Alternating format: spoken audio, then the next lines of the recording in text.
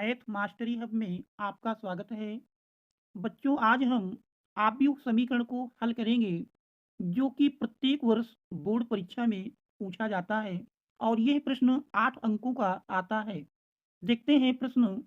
प्रश्न हमारा दिया है, क्या समीकरण निकाय 2x minus 3y plus 5z equal to 11, 3x plus 2y minus 4z equal to minus 5 और x plus y minus 2z equal to minus 3 को आव्यूह विधि से हल कीजिए। तो सर्वप्रथम दिए हुए समीकरण को हम आव्यूह समीकरण ax इक्वल टू b के रूप में लिखेंगे। तो आव्यूह समीकरण ax इक्वल टू b के रूप में लिखने पर ax इक्वल टू b के रूप में समीकरण निकायों को लिखने पर तो इसमें हमारा a का जो मान प्राप्त होगा, a का मान दिए हुए समीकरण निकायों में से क्रमशः हम एक्स वाई जेड के गुणांकों को लिखेंगे। जैसे आव्यूह a में कि पहली पंक्ति में x का गुणांक 2, फिर -3 और 5, ये तीन अवयव क्रमशः आव्यूह a के पहली पंक्ति में प्राप्त होंगे। इसी प्रकार दूसरी पंक्ति और तीसरी पंक्ति में भी अवयवों को हम लिखेंगे। तो पहली पंक्ति में 2, -3, 5, 3, 2, -4 और 1, 1, -2। इस प्रकार से आव्यूह ए का निर्माण होगा और यक्स में हम जो चर तीन दिए हैं एक्स वाई जेड, उनसे निर्मित आव्यूह होगा x Y Z equal to आव्यूह बी में दिए हुए समीकरण निकायों में से क्रमशः जो हमारे राइट हैंड साइड में अचर यानी 11, -5 और -3 मिले हैं, इनसे हमारा आव्यूह बी निर्मित होगा 11, -5 और -3। इस प्रकार से हम दिए हुए समीकरणों को आव्यूह समीकरण ax इक्वल टू बी के रूप में लिखते हैं। इसमें देख रहे हैं आव्यूह ए में हमारी जो पहली पंक्ति है वो पहले समीकरण के क्रमशः x, y और z के गुणांकों से निर्मित है और इसकी दूसरी पंक्ति दूसरे समीकरण के x, y, z के गुणांकों से निर्मित है और तीसरी पंक्ति तीसरे समीकरण के x, y, z के गुणांकों से निर्मित है। अब इस आव्यूह के हम सारणिक का मान निकालेंगे, यानी पहली पंक्ति को लेकर प्रसार कर देंगे तो इसके सारणिक का मान मिलेगा जिसे माड ए कहते हैं। तो इसके बाद हम माड ए निकालेंगे। माड ए इक्वल टू पहली पंक्ति को लेकर प्रसार कर देंगे तो 2 इंटू देखेंगे तो इसमें हमारा पहली पंक्ति के सापेक्ष मिल जाएगा 2 × -2 माइनस और फिर हमारा 1 × -4 माइनस। इसके बाद देख रहे हैं फिर पहली पंक्ति का दूसरा अवयव -3 है। तो यहाँ पर देख रहे हैं जब इसको हम इस अवयव को लेकर चलेंगे तो फिर हमारी ये पहली पंक्ति और दूसरा स्तंभ छूट जाएगा। तो बचे हुए अवयवों का हम तिरछा गुणा कर लेंगे। तो -3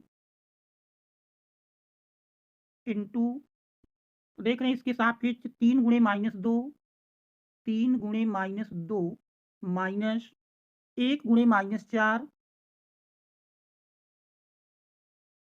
प्लस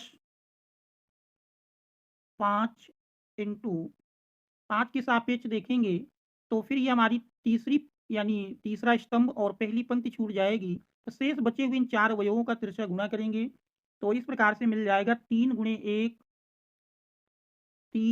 1 माइनस 1 × 2।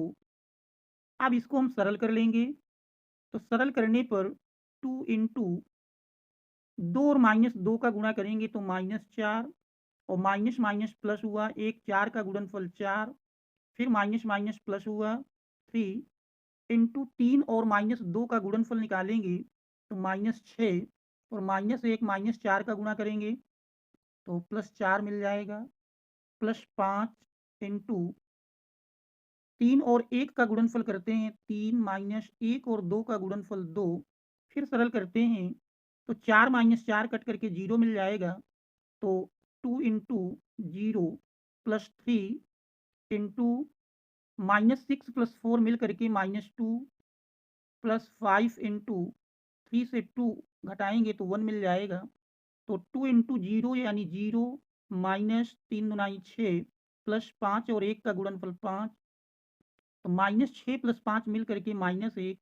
इस प्रकार से मॉड ए इक्वल टू हमारा -1 मिलता है। मॉड ए इक्वल टू -1, यानी मॉड ए का मान आप देख रहे हैं, मॉड ए का मान -1 के बराबर प्राप्त हुआ, यानी कह सकते हैं does not equal to zero.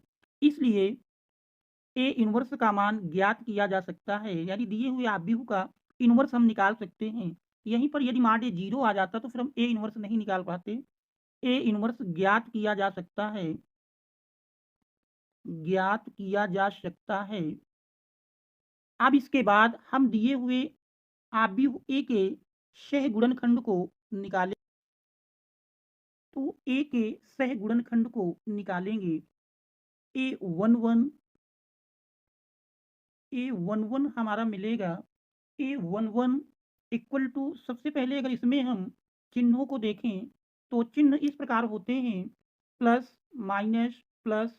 यानी अगर हम चिन्ह की बात करें तो इनके चिन्ह हम इस प्रकार से लिखेंगे, plus minus plus, minus plus, minus plus, minus plus. तो ये क्रमशः हम चिन्हों को लेकर चलेंगे। यानी जब ए वन वन का मान निकालेंगे तो प्लस चिन्ह, ए वन टू के लिए माइनस, ए वन थ्री के लिए प्लस, ए टू वन के लिए माइनस, ए टू टू के लिए प्लस, ए टू थ्री के लिए माइनस, ए थ्री वन के लिए प्लस, ए थ्री टू के लिए माइनस और ए थ्री थ्री के लिए प्लस चिन्ह होगा। तो सबसे पहले हम ए वन वन, तो ए वन वन का मान निकालने के लिए, अर्थात जब ए वन वन इस पहले अवयव का हम से गुणनखंड निकालेंगे तो पहली पंक्ति और पहला स्तंभ छूट जाएगा। शेष बचे हुए सारणिक में से हम तिरछा गुणा कर लेंगे, यानी इस 2 का गुणा -2 के साथ और 1 का गुणा -4 के साथ, और बीच में माइनस, यानी 2 गुणे -2 माइनस 1 गुणे -4 इस क्रम से करेंगे। तो ए वन वन हमारा मिल जाएगा। तो इसको आप इस प्रकार से भी लिख सकते हैं, पहले में चिन्ह प्लस बताया गया और इसके संगत हमारा उपसारणिक मिल जाएगा 2 -4 1 -2। इसको सरल कर लेंगे तो सरल करने में इसका प्रसार हो जाएगा, अर्थात प्रसार में 2 का गुणा -2 के साथ माइनस 1 का गुणा -4 के साथ, इस प्रकार से करके लिखेंगे। तो 2 इंटू -2 माइनस 1 इंटू -4 सरल कर लिए, तो -4 प्लस 4, तो इस प्रकार से कट करके 0 मिल जाएगा। ए वन वन का मान 0 मिला। इसी प्रकार से ए वन टू के लिए चिन्ह माइनस। अब इसमें से ए वन टू जब हम लेकर चलेंगे तो ए वन टू में अगर आप देखें तो इस अवयव के लिए हमारी पहली पंक्ति और दूसरा स्तंभ छूट जाएगा। जो शेष 4 अवयव बचते हैं, 3 1 और -4 -2, तो ये हमारा उपसारणिक लिखेंगे 3 1 -4 -2। अब इसका अगर हम प्रसार कर लें, प्रसार में वही प्रक्रिया होगी, तिरछा गुणा करेंगे, 3 गुणे -2 माइनस 1 गुणे -4। तो इस प्रकार से इसको आप सरल कर लेंगे, तो -3 और -2 का गुणनफल करें यदि, तो 3 और -2 का गुणनफल -6 माइनस 1 और -4 का गुणा करेंगे तो -4, माइनस माइनस ये प्लस बन जाएगा। इस प्रकार से माइनस -6 + 4 -2, यानी कि माइनस माइनस हमारा +2 आ जाता है। इसके बाद ए वन थ्री इसी प्रकार निकालेंगे। ए वन थ्री का चिन्ह देख रहे हैं प्लस, और इसके संगत हमारी जो उपसारणिक मिली वो हमारी 3 1 और 2 1 सरल कर लेते हैं।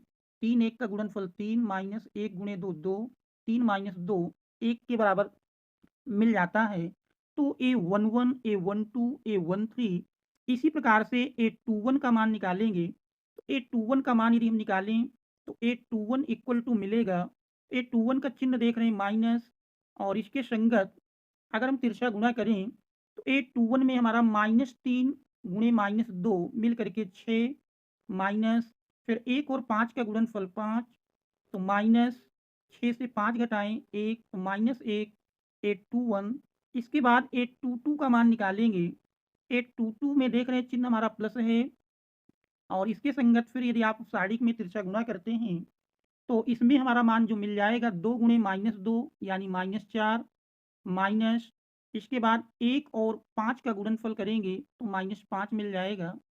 तो देखें तो -4 -5 मिल करके -9।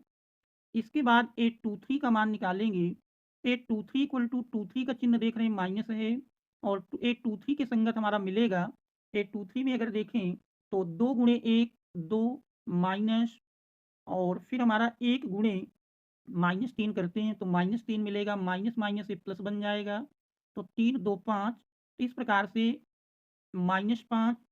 इसके बाद फिर हम 831 का मान निकालेंगे। 831 अगर देखें तो 831 का मान जो मिलेगा 831 इक्वल टू इसमें देख रहे हैं चिन्ह हमारा प्लस है तो प्लस चिन्ह, फिर इसका उपसारणिक में अगर देखें तो -3 का गुणा -4 के साथ किए तो 4 3 12 माइनस फिर 2 और 5 का गुणनफल करेंगे तो 5 दुनाई 10 और 12 से 10 घटाते हैं तो 2 मिल जाएगा। इसके बाद 832 निकालेंगे। 832 का मान चिन्ह देख रहे हैं इसका माइनस है तो 832 में हमारा मिल जाएगा। तो इसका देख रहे हैं संगत उपसारणिक मिलेगा 2 गुणे -4 यानी -8 फिर माइनस और इसमें हमारा जो मान मिलेगा 832 के संगत 2 गुणे -4 -8 फिर 3 गुणे 5 3 5 15 तो -8 -15 मिल करके -23 और माइनस पहले लगा है तो माइनस माइनस प्लस 23 हो गया। इसके बाद 833 का मान निकालेंगे तो 833 का मान अगर देखें तो 833 इक्वल टू मिल जाएगा, चिन्ह देख रहे हैं इसका प्लस है तो इसके संगत हमारा मिलेगा 833 में अगर देखें तो तीसरे का चिन्ह देख रहे हैं आप प्लस दिखाया गया है तो तीसरा स्तंभ और तीसरी पंक्ति छूट जाएगी तो 2 गुणे 2 4 -3 गुणे -3 करके लिखना है। तो इसमें देख रहे हैं मान मिलेगा 2 गुणे 2 4 माइनस इसके बाद फिर 3 गुणे -3 -9 तो माइनस माइनस प्लस हो जाएगा तो 4 + 9 बराबर 13। अब ये सहगुणनखंडों से निर्मित आव्यूह को अगर लिखा जाए तो जो हमारे एक सहगुणनखंड बने हैं तो एक सहगुणनखंड से निर्मित आव्यूह का नाम अगर सी दें तो सी इक्वल टू अगर लिखते हैं तो ये हमारा आ रहा है एक सहगुणनखंड से निर्मित आव्यूह। एक सहगुणनखंड से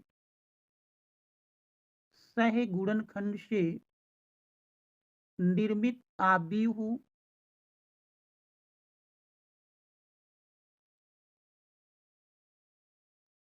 आव्यूह सी मान लेते हैं तो सी इक्वल टू हमारा बनेगा उसी क्रम से लिख लेंगे A11 का मान 0 मिला है तो ये पहली पंक्ति का पहला अवयव होगा।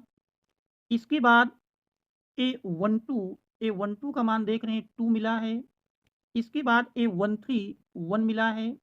A21 का मान देखें तो -1 है। A22 का मान -9 है और A23 का मान -5 है। इसके बाद A31 देखें 2 है। A32 23 आया है और A33 का मान 13 मिला है। इस प्रकार से ये ए के सहगुणनखंडों से निर्मित आव्यूह का मान मिला है।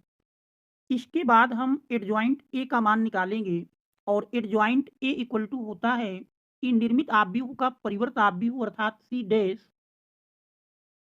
तो ए के सहगुणनखंड से निर्मित आव्यूह सी इक्वल टू प्राप्त हुआ 0 to 1 -1 -9 -5 2 23 और 13। अब इसके बाद हम एडजॉइंट ए का मान निकाल लेंगे। एडजॉइंट ए इक्वल टू होता है adjoint A equal to C dash यानी सी का परिवर्त आव्यूह लिखना है। परिवर्त आव्यूह लिखने में पहली पंक्ति पहला स्तंभ बन जाती है, दूसरी पंक्ति दूसरा स्तंभ बन जाएगी और तीसरी पंक्ति तीसरा स्तंभ बन जाएगी। अब इसके बाद ए एक्स इक्वल टू हमारा बी दिया था तो सबसे पहले तो हम ए इनवर्स का मान निकाल लेते हैं। ए इनवर्स इक्वल टू होता है A inverse equal to adjoint A upon mod A, adjoint A upon mod A. इसमें दोनों का मान रख देते हैं तो एडजॉइंट ए हमारा मिला है 0 -1 2 2 -9 23 1 -5 13 और मॉड ए हमारा -1 मिला था, 1/-1 यानी -1 से यदि भाग दे दिया जाए तो यही हमारा आव्यूह बन जाएगा। 0 -1/-1 1 मिल जाएगा, 2/-1 -2 यानी सभी चिन्ह बदल जाएंगे। -2 -9 माइनस माइनस से प्लस हो जाएगा और इसके बाद -23 -1 5 -13 तो ये हमारा ए इनवर्स का मान प्राप्त हुआ। अब हम जानते हैं ए एक्स इक्वल टू बी है, तो एक्स इक्वल टू लिखेंगे ए इनवर्स बी, इसी में मान रख करके हम इनका आपस में गुणा कर लेंगे तो ए इनवर्स प्राप्त हुआ। 0 1 -2 -2 9 -23 -1 5 -13 इंटू बी। बी का मान देख रहे हैं दिए हुए आव्यूह समीकरण के अनुसार 11 -5 -3 था। 11 -5 -3 अब इनका हम आपस में गुणा कर लेंगे और गुणा करने की जो प्रक्रिया है वो हमारी इस प्रकार से बनती है। गुणा जो आप करेंगे इस पहली यानी ए इनवर्स के पहली पंक्ति का बी के स्तंभ के साथ गुणा हो जाएगा, यानी 0 × 11 इसका जो गुणा बनेगा हमारा लेफ्ट हैंड साइड तो एक्स वाई जेड है, क्योंकि एक्स का मान देख रहे हैं यहाँ पर एक्स वाई जेड, तो ये X Y Z equal to ही मिलेगा 0 × 11 0 × 11 प्लस 1 × -5 प्लस -2 × -3 -2 × -3 और दूसरी पंक्ति में जो हमारा आएगा, दूसरी पंक्ति की बात करें तो -2 × 11 -2 × 11 और 9 × -5 प्लस 9 × -5 प्लस -23 × -3 -23 × -3 माइनस माइनस का गुणा प्लस हो जाएगा और 23 त्रिक 69। इसके बाद तीसरी पंक्ति का स्तंभ से करेंगे तो -1 × 11 प्लस 5 × -5 5 × -5 प्लस और इसमें अगर देखें तो -13 × -3 मिलकर के प्लस ही बन जाएगा, तो 13 × 3 39। अब यदि इसको हम सरल करें तो सरल करने पर आप देख रहे हैं 0 × 11 0 हो जाता है और 1 × -5 -5 और -2 -3 का गुणनफल माइनस माइनस प्लस हुआ 3 × 6। दूसरी पंक्ति में देखें तो -2 × 11 -22 फिर प्लस 9 × -5 9 × 5 45 -45 हुआ और प्लस 69। तीसरी पंक्ति देखें तो -1 × 11 -11 हो जाएगा और प्लस 5 × -5 -25 प्लस 39। इसके बाद इसको सरल करते हैं तो सरल करने पर इक्वल टू 6 से 5 घटाते हैं 1 मिल जाएगा और ये माइनस माइनस जोड़ लें, 5 2 7 4 2 6 माइनस है माइनस मिल गया तो -67 प्लस 69, तो -67 प्लस 69 और तीसरी पंक्ति में हमारा -11 -25 जोड़ेंगे तो -25 10 35 1 36 तो -36 प्लस 39। इनको और सरल करेंगे और सरल करने पर